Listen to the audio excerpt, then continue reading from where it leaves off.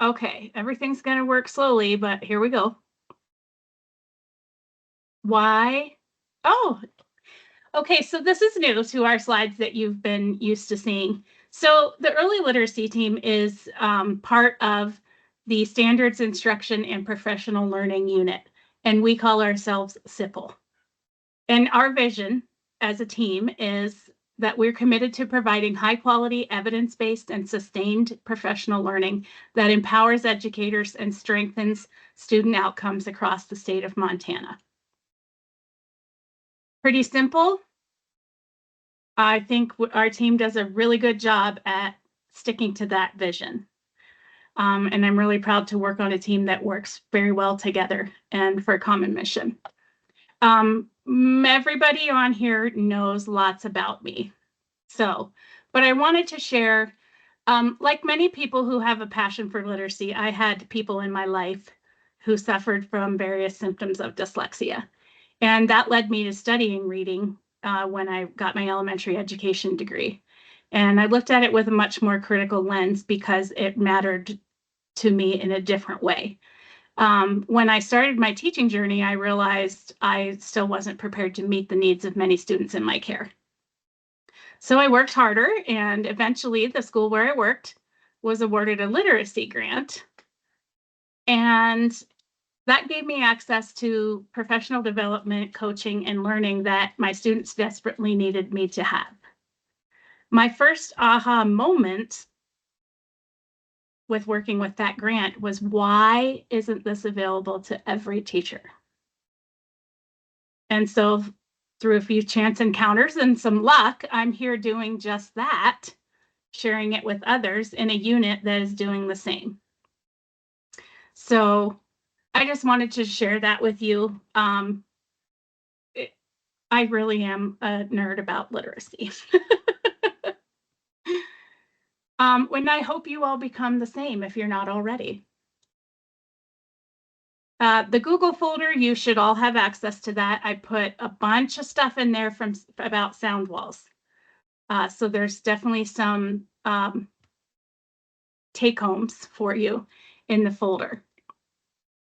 Our objectives today are to understand the importance of supporting learning to read from speech to print, and to identify what a sound wall is and how we use them to support student learning, to review the 44 phonemes and their qualities, and to learn to plan and prepare for the use of sound walls with strategies and activities. I loaded this up with a lot of information. We may skip over some things. We'll see where we are. We have Lindsay Mahoney and Bridget Stegemeyer with us today. Both have implemented sound walls in the past, and they're here to hopefully we get to a point where they can share about their own implementations and some things to look for and things that they learned from that. So real quickly, let's review. You might recognize this slide. Oral language is the foundation for literacy. Humans developed the capacity for language 50,000 years ago. But we developed the capacity for reading only within the last few thousand years. And so reading is a relatively recent skill in human history compared to spoken language. We have the brain capacity to learn to read. It's not hardwired, though. So we have to teach children the symbols of our spoken language in order to share it in a nonverbal manner. Here are some book recommendations for further reading on a speech to print approach. I highly recommend that you get yourself a copy of the ABCs and all their tricks. It is getting to be an old book and could be in danger of going out of print, but it's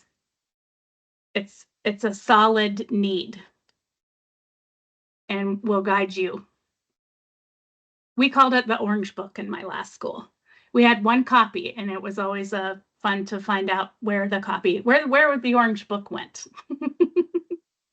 And another book that I found and was recommended is Making Speech Visible. This is another play on the speech to print and the whole sound walls idea. And it probably would be a good companion for this work. So let's read this together. You don't have to turn your mic on. We're just going to read out loud. A speech to print approach in literacy instruction focuses on connecting spoken language to written language, starting with sounds and then mapping those sounds to letters. This method can be more effective than solely focusing on print to speech, which is decoding, because it leverages a child's existing knowledge of spoken language, making it easier to learn the code of writing, which is encoding.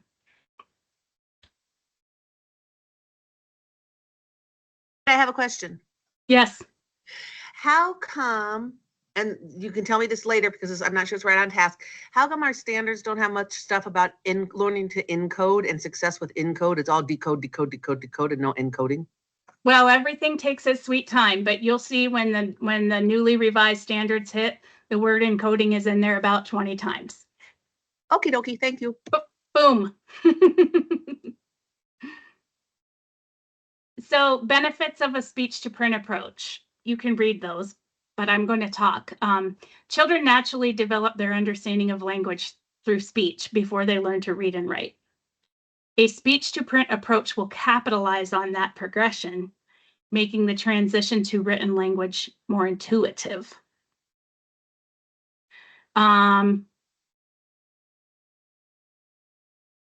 Speech to print emphasizes encoding or writing down what you hear, which helps students develop a strong foundation for both reading and spelling, which then encoding.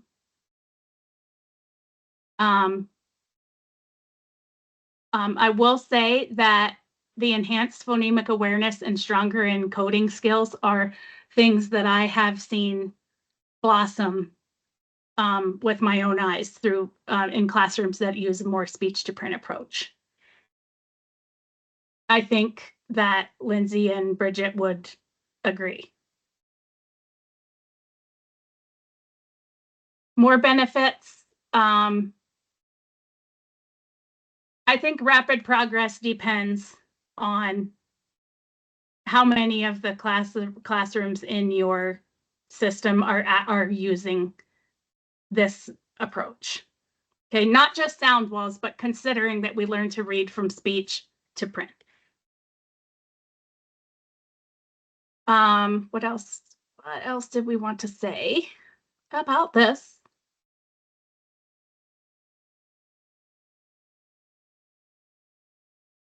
Speech to print emphasizes sound spelling patterns rather than rote memorization of roles, which can be less mentally taxing for some learners, studies have shown.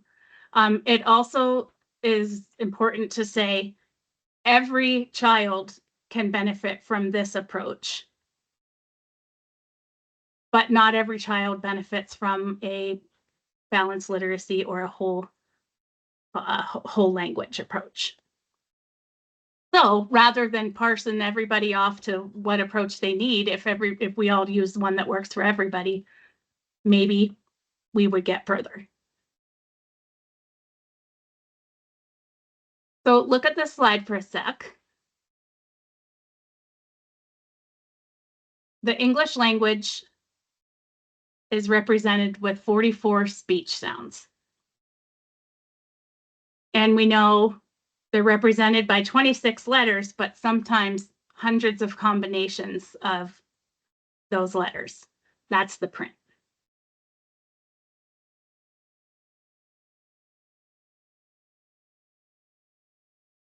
Students who struggle to read most often have a deficit in phonological processing. That means they cannot do those three things: segment, blend, manipulate. And often, in addition, they have a phonological working memory deficit. I don't like the word deficit, but that's what we're going to use today. So phonological working memory, you understand working memory is what's happening aligned with executive function. Everything that you're learning, it stays right here while you're learning it. Long-term memory is once it works its way to the back.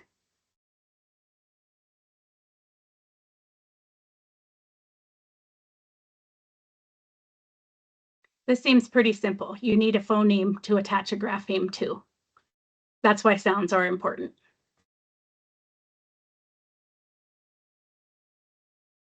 So we're moving into sound walls. We're getting closer.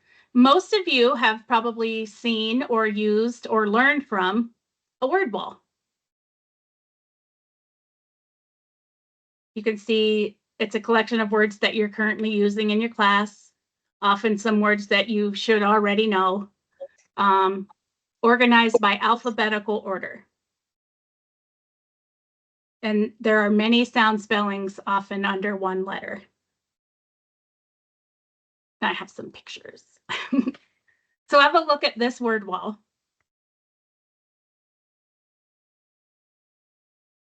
If you already know something about sound walls, see if you can find one on there that just doesn't work. And drop it in the chat.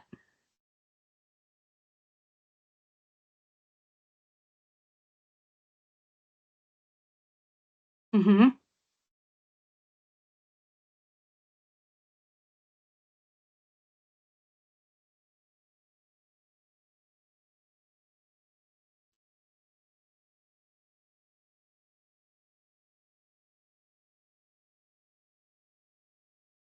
We can't see K and N, but I bet there's a few questionable ones there too. Eyes, yeah, about, and almost. Those are, well, about is a schwa, right? So if a child's going looking, they might be looking under you for the word about. This is another example of a sound wall. You see how they outline the word? That's really helpful for handwriting, but not for phonics or phonemic awareness, or any of the things that we probably think this is helpful for.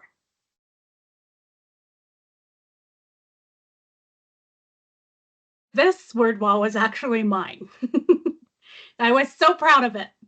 Look at, they're laminated, all the words were ready to go. The color words are printed in the color that the word describes. I thought that was just so great because the kids then could easily find it if they wanted to write that word, but they weren't learning that word, I discovered. Also notice the font doesn't match the alphabet that's on the wall. And I'm picking on this because it was mine. And look how straight those borders are.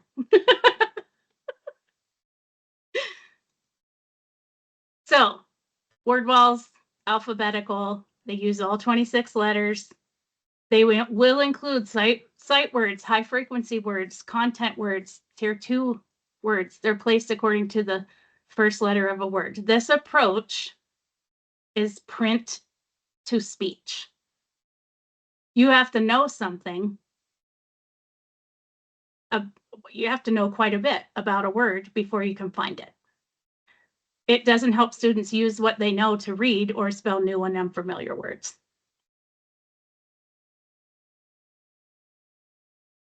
So flood the chat. How do you use word walls, or how have you seen them used?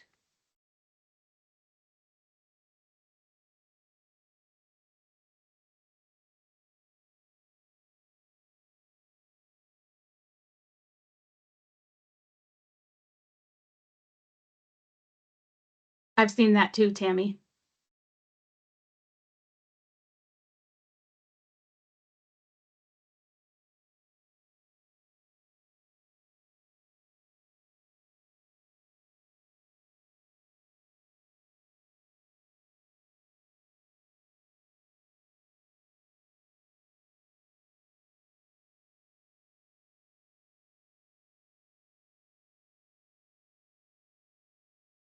That's a vocabulary wall. Nothing wrong with any of it. It's what we would worry is if we thought it was teaching something that it wasn't, or supporting something that it wasn't.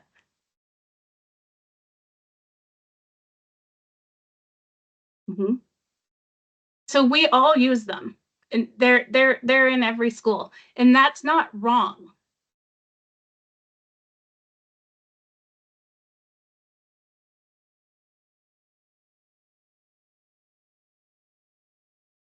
Who wants to take a stab? I ask every time. Let's hear from someone new. It's right there on it. Ooh, word retirement party. I like that, Eva. Who can tell us in their own words what the simple view of reading is? Go, Tammy. Unmute. Okay. All right. So when you know how to decode, which is read a word, and you know how to speak the language, and you can use sentences and talk to people, then you're able to understand what you read because you have that background knowledge and the ability to read. How did I do? Tell me about why there's an X. Oh, I don't know. Help her out. Phone a friend. Everybody's Somebody quiet. help me. Both. Because they have to You have need the both. ability to do both. Yeah. Yeah. Oh, It's yes. a multiplication Sorry, problem. I said and, not. So this is where phonological and phonemic awareness, decoding, reading, spelling, and early writing instruction fit. The orange arrows are pointing to the components of structured literacy that we're kind of dealing with today. I did put a blue arrow because syllables happens, and it is all part of this, but syllable learning comes a little bit later than pre-KK and first grade. Structured literacy prepares students to decode words in an explicit and systematic manner. And this approach not only helps students with dyslexia, like I said before, but there's a substantial evidence that it's effective for all readers. And I learned the most about teaching reading by using a high quality intervention program with Fidelity. And so if you're curious and you have a good program to check out, maybe it's in your title program or your special education program, check it out. You'll see components of everything that we've talked about since August. I also would say, I'll add this to the folder, but Margie Gillis at Literacy How has a whole structured literacy course and books to go with it. And also Cox Campus has a structured literacy certificate program that you could look into. Literacy How is not free. Cox Campus currently is. So if there's something that you want to look further into, I would recommend you check those out. Okay. I would love to say that this woman is my friend and colleague. I consider her a colleague. We've never met. But I do have a sticker of her on my water bottle.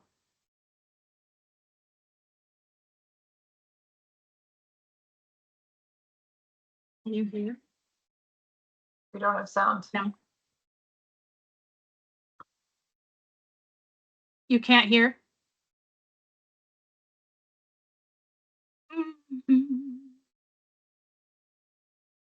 Stand by one.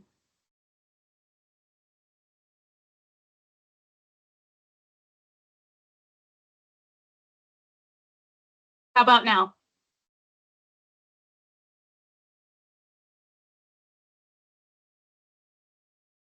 You probably have to reshare, and when you push the share button, make sure you push share with sound. So stop sharing your screen and then push share, and then where it says share content, it says include sound. In the Canva? No, in Teams. Oh, okay.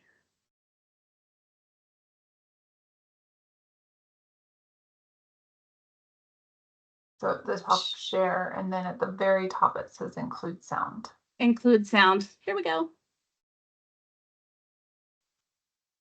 Practice to get a literate person to really be able to separate their thinking about speech from their thinking about print. The irony is that as we become literate, our knowledge and awareness of speech and print becomes so intertwined, so amalgamated, in the words of Linnea Erie and David Scher and others, that as literate adults, we lose the ability to put ourselves in the position of the child who's coming armed with oral language, who doesn't yet relate it to print.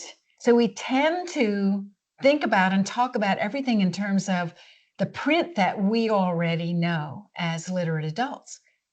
So it's absolutely predictable. If I'm with an audience, no matter whether it's teachers, parents, whatever, and I say, okay, everybody, I'm going to say a word. I want you to hold up the number of fingers that show how many speech sounds there are in this word. And what always happens is a vast array of difference. So I say a word like quick. Okay, how many speech sounds in this word? I get all across the audience, because people don't know. And they don't know because they're trying to think of, they think about how you spell it, but they really don't separate their awareness of k, w, eh, k in the word quick. And then they'll say, well, wait, isn't QU one sound? I say, well, QU isn't a sound, that's 2 letters. But if you forget what you know about spelling and you think, well, let's see, we have a word kick, we have a word wick. So if we say quick, what's happened there in the beginning of that word? We've taken those 2 consonants that are in wick and kick, and we've put them together. And it so happens that in English, we are using QU for that combination now instead of CW, the way they did in 1500. So the problem is that you are approaching this as a task of teaching about the print before you've taught about speech. Okay.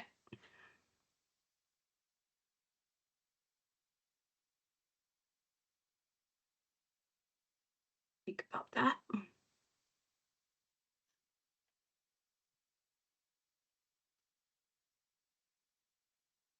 Okay.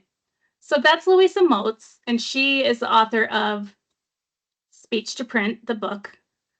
She also wrote the program Letters, as many of you have probably heard. It's a training program for these same ideas.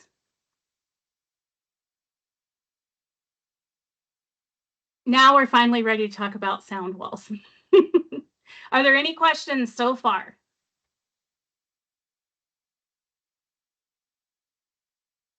Oh, you're so quiet, such good students.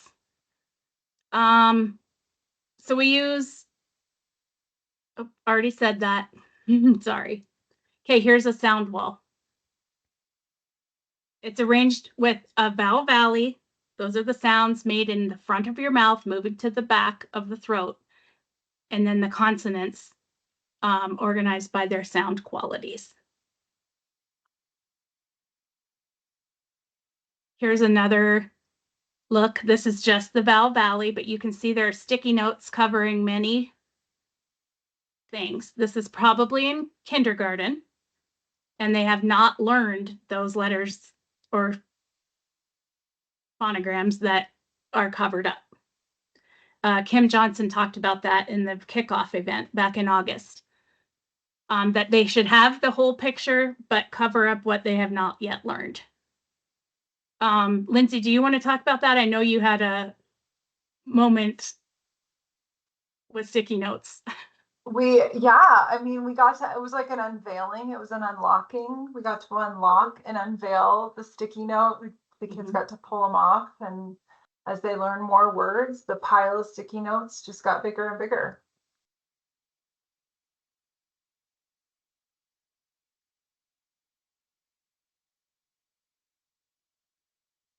This one does not have a Q picture, but it does have the mouth, which is important for the articulation part of this. Here's a really small one, because I know that not all of us have like these big, huge spaces where kids can access it. Lindsay gave up a whiteboard to do it, I remember. And then this is not a sound wall, but it has some of the same features and is the same theory. This is used in one program that I know of. It's called CKLA, or Core Knowledge. And you can see that the sound is, but the spellings that it could be have their own branch. And then on each little part of the green leaf or tree, you would have a word that has that spelling in it. The ducks are, the CKLA program calls it odd ducks, like things that don't really fit. There's few enough odd ducks that you just, those can be memorized. A sound spelling tree, again, same idea. And how old were you when you learned that K takes I and E and C takes the other three? Because I was like just a couple years ago. Right? 35, 40, I don't know. But same ideas. And so you can use this background and kind of make it your own. That's an option. Cool. There's another program that uses a very similar, but not a sound wall. It's based on something slightly different. It's not in there. We don't have time. But tell me, I'm going to make you breakouts. Identify some speech to print opportunities in the use of a sound wall, right? So thinking about the phoneme, the grapheme, what you do with your mouth, what parts of those are speech to print, or what opportunities are there that maybe I didn't come right out and say? All right, so sound walls focus on phonemes and articulation with an added picture, like a core picture, like dog for D. That brings your phonics into it. You can add many things to one space, but the main thing in a sound wall is the phoneme and the articulation. I noted from, this is Linnea Airy's work, Airy Fangirl. Mouth positions are tangible and can be felt and viewed in a mirror. And then they can be analyzed, right? We see speech therapists use this all the time. The speech therapists will tell us if the preschool, kindergarten, and first grade teachers were also using this, we could help them out of a job. Jackie, are Yeah. you wanting us to see your slides? Oh, you can't see them? No, you're not showing your screen. Oh, I'm sorry. It's the No phase problem. of the moon. Now you can. There you go. That's what I just was talking about. Another thing to remember, a sound should last a short time and disappear as soon as the sound is heard. If you are modeling the sound for a student,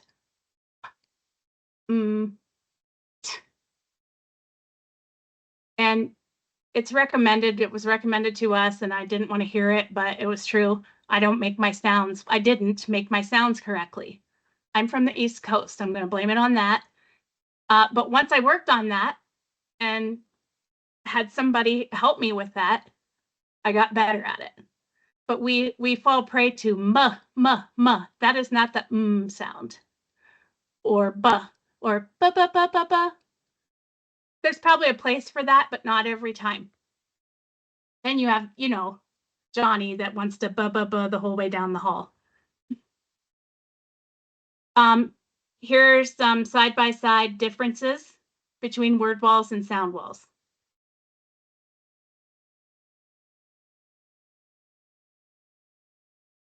That was fast. I'm going to give you the slides. So why use one?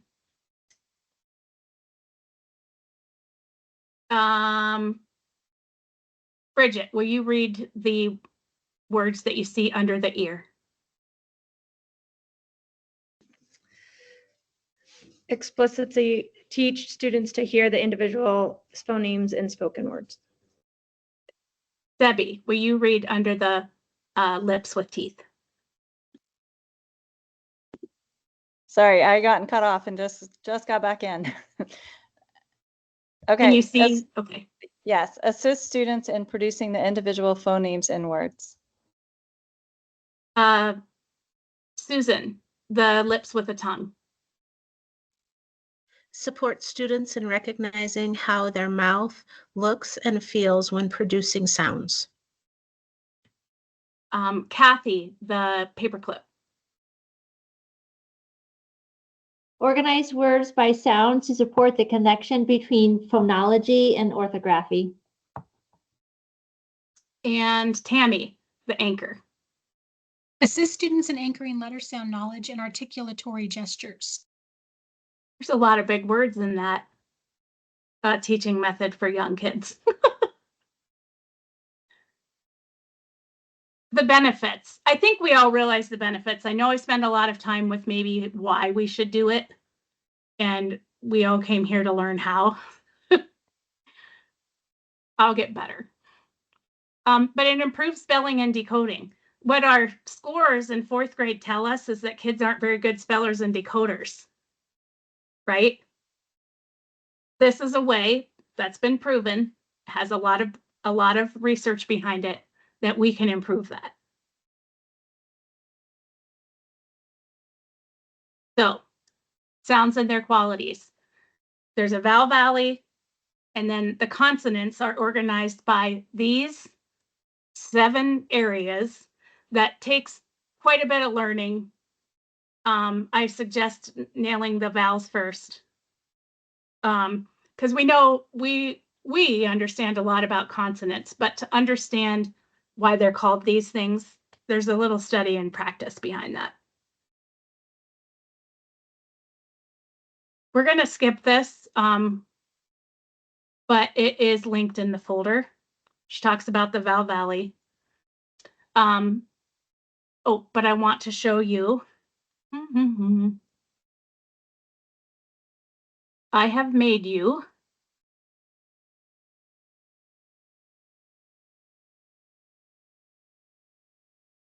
a packet. You can find this anywhere, but I think this looks nice. It kind of puts it all out there. You've got examples. What do your lips do? What is a stop? Unvoiced versus voiced. Everybody say the sound for P. There's no sound. Now say the sound for B. B. That's voiced. So that's the difference between voiced and unvoiced. Let's see. And then there's information on what makes something a fricative. Do you want to teach preschoolers and kindergarteners what's a fricative? No. Do they need to know? No. Can you? It's not going to hurt them. It's funny to hear them say those words. But as you get on, kids can understand that you don't want that to be the point of the learning, but it's okay that they have that background knowledge. And if they're not ready for it, don't, you're not going to assess them on if they know the difference between a fricative and an affricative. Then there's vowel phonemes, and that kind of explains it. This doesn't have pictures. I think pictures are important. It's just one more step in what they need, and it's part of your system. So that's going to be in your folder. But planning and prep. I think the most important thing is that you think ahead of time, right? You want to have a space. It's really a plus if it's accessible to the kids, that they can touch it and see it and it's eye level. But I also would suggest that you identify a partner teacher that will go through this journey with you. And I hope that Bridget will now share a little bit about her year.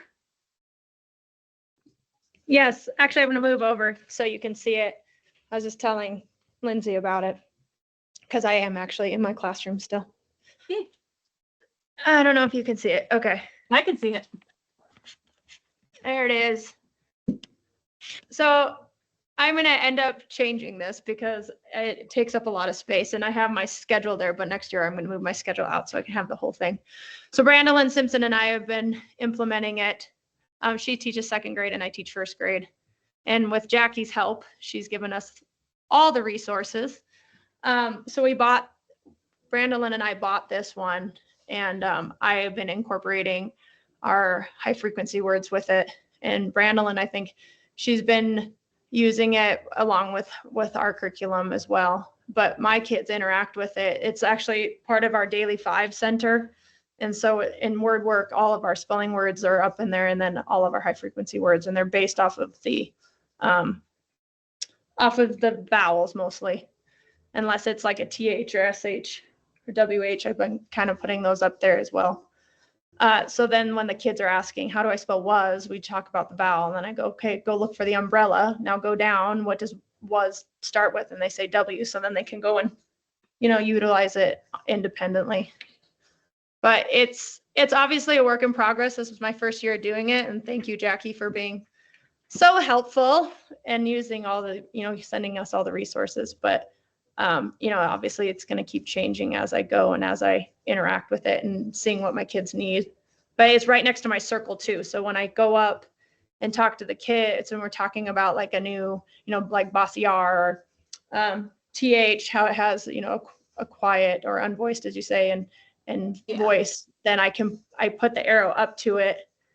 And then we talk about where your tongue placement is on, voiced and unvoiced. So so the kids can see it right when I'm at circle as well.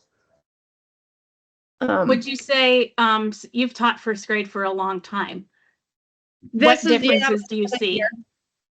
I just see the difference in the kids encoding. So yes, decoding when we're reading, but actually it's been like so much better when they're encoding and they're writing.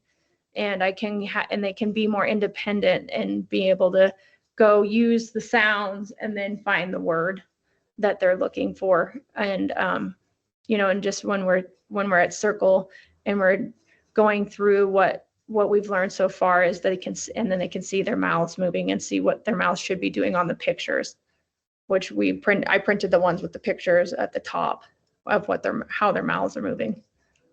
So it's been like significant. I've seen a significant difference between last year and this year, because last year I used a word wall and then Jackie was like, stop doing that, get a sound wall. And so Don't ask me questions.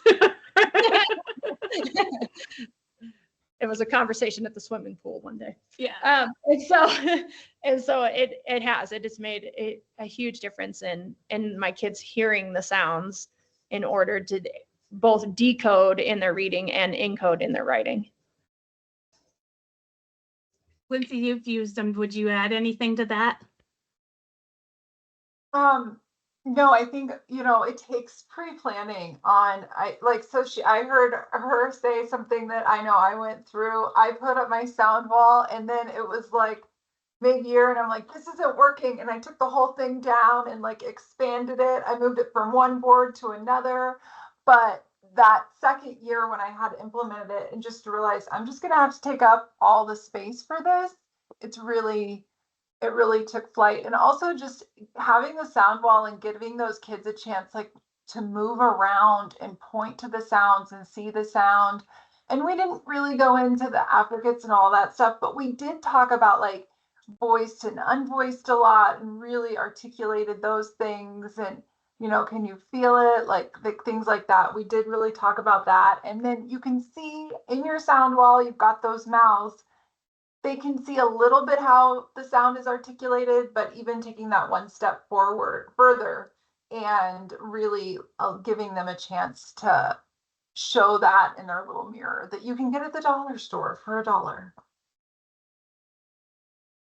And I would say, thinking about this, so especially if you have a play center or kids can play school in your class when they have free time, what they are getting the most out of in your routines in your day is what you will see them pretend.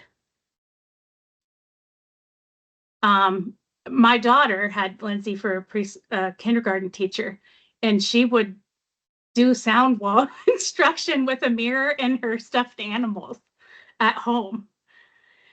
We thought about hiring her, but child labor laws and all. If you have any questions right now, it might be a good time. We talked about having a plan for revealing new sounds. Sticky notes aren't the only way, but you want to have a plan for that before you get started. And am I still sharing? Kind of.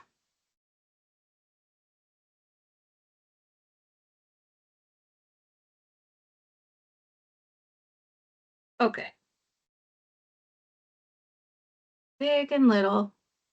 So I have a video, and I know with 150% certainty that this would be me if I were still teaching kindergarten and we were doing sound walls. There's just some notes on introducing a new sound. One at a time. And don't introduce similar sounds in sequence, which we kind of try to avoid that anyway. And use that sound wall for quick daily review. Every day you can review the sounds that you have learned.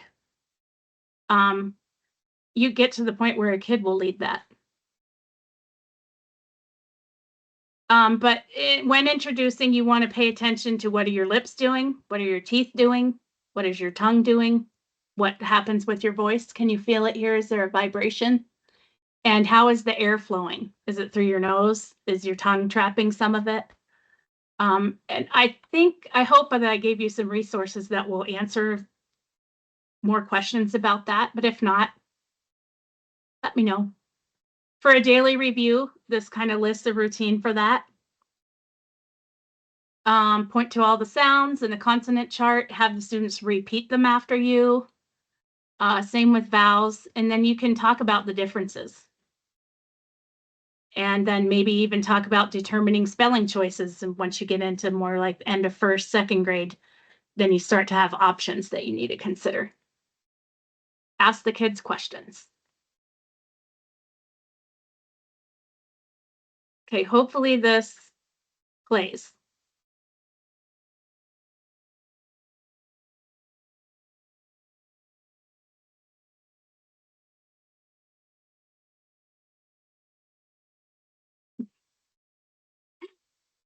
Stop sharing. Share. Why do you have to do that every time? That's dumb. All right, here we go.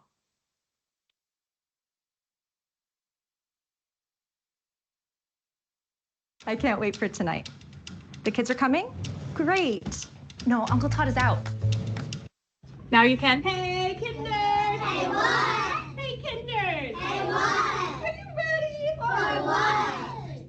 Oh, yeah! Let's start with the vowels. We know that vowels are important because every word has a vowel sound. And every syllable has a vowel sound. And syllable just means a part of a word. These are the letters I. We say it. We say it. For itch. For itch. Get your lips ready. It. Get your lips ready. It. These are the letters E. We say F. That's just enough.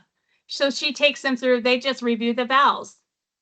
And then they probably go right into learning their newest thing. That's things, nobody expects you to be that. That is my absolute being my best self if I'm singing and dancing with kids. So you don't have to do that. But that lady, Melissa and Lori Love Literacy, highlight her because this is the way she does it. And if you haven't found that podcast, look for that. Now I have to go back. Here we go. You still seeing my screen? Good.